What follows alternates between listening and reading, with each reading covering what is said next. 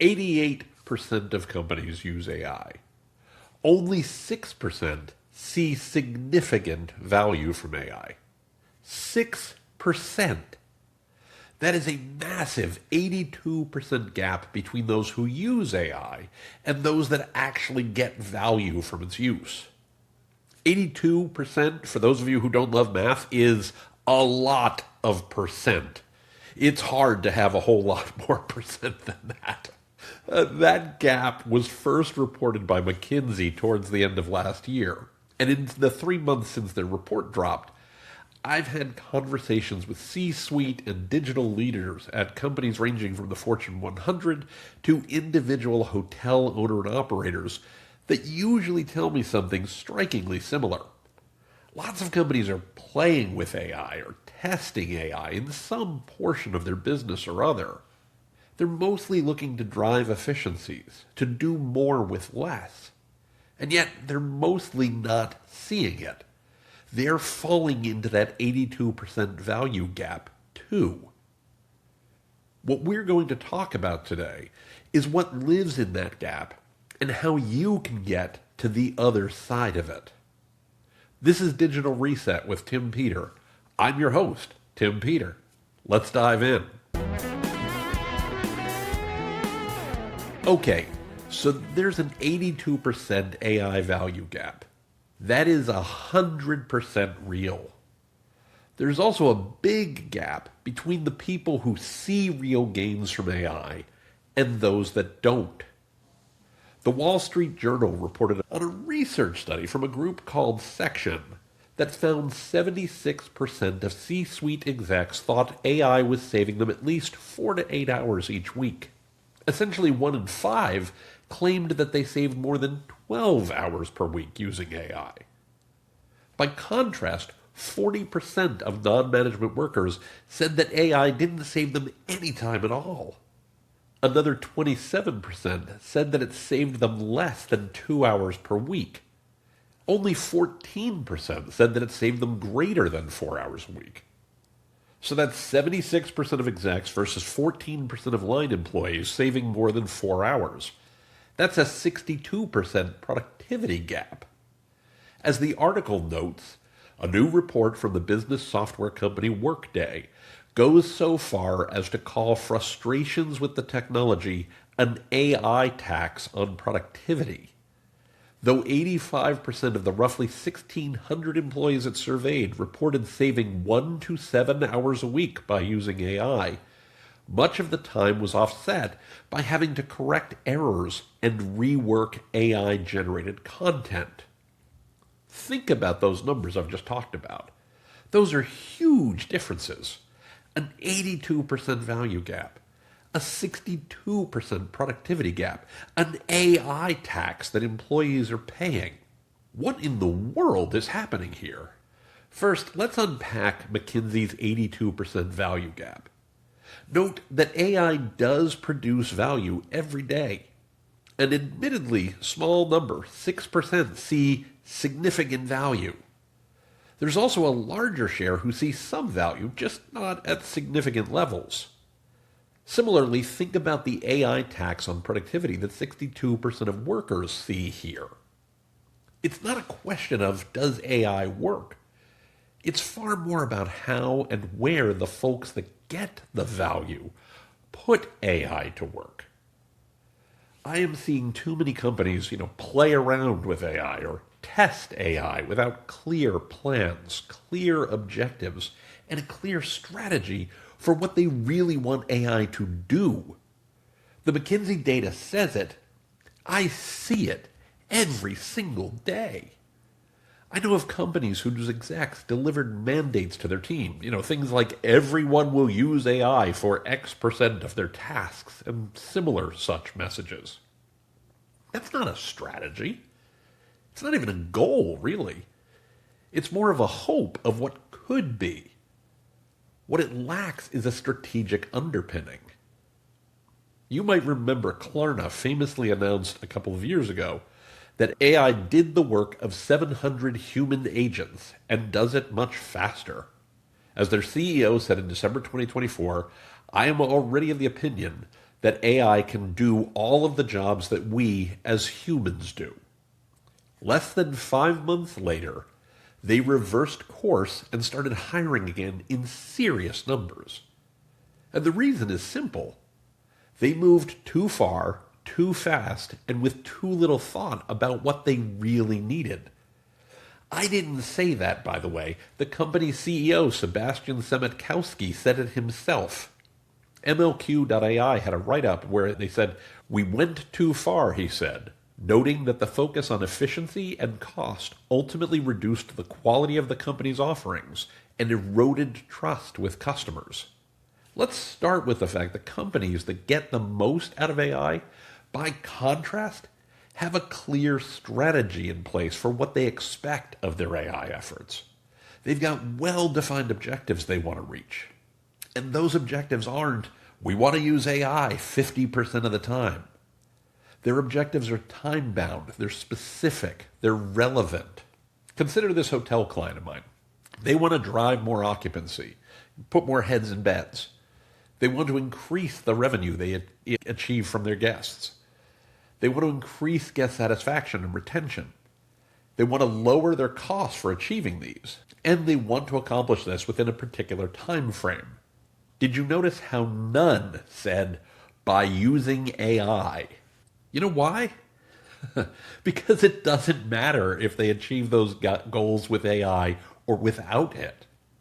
It matters if they get more customers, keep those customers happy, encourage those customers to provide more positive ratings and write more positive reviews, and reduce their operational costs while they do that. That's how their hotel succeeds. That's how their business succeeds. Of course, they then looked at AI for ways to meet those objectives. And they were super willing to rethink internal processes where it made sense to do so. But the conversation started with strategic objectives and a strategy for how to get there that included AI, not use AI and hope for the best. They were realistic about where AI might not work, usually because they didn't have the right data or the right skills available, so that they didn't waste time and resources along the way. Companies achieving value from their AI initiatives target growth and innovation, not just efficiency. They put in place well-defined success metrics that allow them to evaluate if they're moving in the right direction or, not. They create these metrics because they're focused on business results, not just technology, not just AI, not just whatever the new shiny thing is. You've heard me talk many times before about how data is the crown jewels. Well, your metrics are one type of data. They keep you on course. They tell you when you're succeeding, and they tell you when you're not. Another type of data that matters is the data that your AI tools need to learn from. Companies succeeding right now make their data available to the tools that they're working with. That data is a massive strategic asset. It's what makes AI useful. They're using AI to better understand their data and improve their products and services. And when they don't have the data, they know that that's not a place where AI is going to help them. Now, another thing you've heard me say is that content is king. That's still true. The funny thing about AI is we can use it to create content, and that's good. We also can use AI to help our content be better, and that's better. But you need to be careful when you use AI to create large volumes of content. I've long said that content isn't expensive, but content that doesn't convert is. Well, that needs a little bit of modification in the era of AI in which we live. Because you can use AI to crank out a ton of content. What we're finding, though, is that quality now matters even more than quantity. Much, much more. Because it turns out that low-quality content has a massive, massive cost to your business. Google hates low-quality content. They think it's spam. And I expect most of the other AI answer engines are working their way to that too. Lower ranking in traditional search engines, something that I talked about during last week's show when I was referring to first do no harm in your search engine optimization efforts, is a big deal. If you have low quality content, guess what happens? You don't show up there, and you hurt your overall appearance. In a very related way, you'll also get less visibility in AI answer engines because they will not see your website as a trusted source. Now, does that mean that every piece of content needs to be created by human beings? No, definitely not. What it does mean is that someone, a person who can exercise judgment, must review your content to make sure it works well for its intended audience, to make sure it actually speaks in your voice and is quality. You can compare your content with Google's search quality rater guidelines, and I'll link to those in the show notes. Those aren't just what Google tells its quality raters. It's also how those quality raters train Google's various AI tools to recognize high-quality content. We internally have actually built a series of instructions around using the search quality rater guidelines in our prompts when assessing client websites and content. Drop me a line if you want to learn more about that. But that's how it all works together. It's the right, specific, relevant, time-bound goals to measure against. It's content that answers your customers' questions and shows up in both search and AI answer engines. It's AI initiatives that are focused on improving customer experience and greater revenue. And it's customer data, your company's crown jewels, that power those insights and experience. So there are 3 questions I'd like for you to think about this week that I think are really important. What is it that you want AI to do for your business? Is it drive efficiency or drive effectiveness? Keep in mind that focusing on effectiveness usually has better long-term payback. That's what Klarna found out. Then, second, do you have the right first-party data infrastructure to make AI useful? If you don't, that's actually where you need to start. Third, and finally, are you planning to use AI to reduce your dependency on big tech? Or are you just looking to save money? Again, one of those has a much, much better future ahead of it. As I mentioned in an episode a couple of weeks ago, Google saw its best quarter and year ever by applying AI to its ads product. And that's cool. You would expect that from a big tech giant.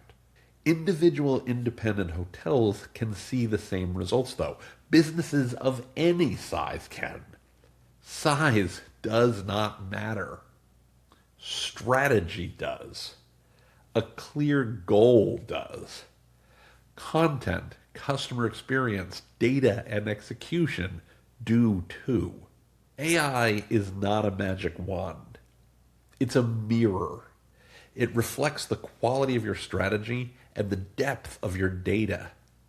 If you're just using it to crank out more content or check a box on mandated tasks by the C-suite, all you're really doing is paying an AI tax on your brand's future. The 6% of companies who win, the 6% who've closed that gap, don't have an AI strategy. They have a business strategy that AI makes possible. Focus on effectiveness, protect your data, and don't let the pursuit of efficiency kill your customers' trust. Because ultimately, your customers' trust is what will make your strategy pay off in the long run. And that's where we always want to be. If this episode helped you bridge that value gap for your business, if it helped you think about how you can bridge that value gap for your business, please do me a favor. Send it to one of your colleagues who's currently staring at their 2026 budget and wondering how to make the numbers work. You can find the links to the McKinsey and Workday reports and everything else we've talked about in the show notes, as well as a full archive of all of our past episodes at timpeter.com/podcast. And if you're ready to move beyond big tech, my book, Digital Reset, is your roadmap to reclaiming your demand. The link is in the show notes. Thank you so much for listening. I genuinely appreciate you. Until next time, please be well, be safe, and be excellent to each other. I'll see you soon.